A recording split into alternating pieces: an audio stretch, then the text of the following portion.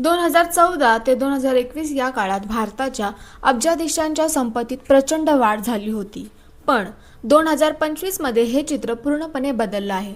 धक्कादायक बाब म्हणजे 2025 या कॅलेंडर वर्षात भारताचा GDP 7.5% वाढला. पण त्याच वेळी अब्जाधीश प्रवर्तकांची एकूण संपत्ती मात्र 5% कमी झाली आहे. देशाच्या GDPच्या तुलनेत अब्जाधीशांच्या संपत्तीचा वाटा आता 28.5% वरून 25.2% वर खाली आला आहे. हा गेल्या 3 वर्षातील सर्वात नीचांकी स्तर आहे. फक्त संपत्तीच नाही तर अब्जाधीशांची संख्याही कमी झाली आहे. 2024 मध्ये भारतात 204 अब्जाधीश होते.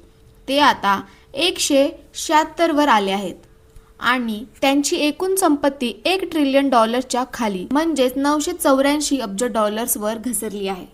थोडक्यात अर्थव्यवस्थेची प्रगती होत असली तरी अब्जाधीशांच्या संपत्तीत मात्र मोठं करेक्शन पाहायला मिळत आहे.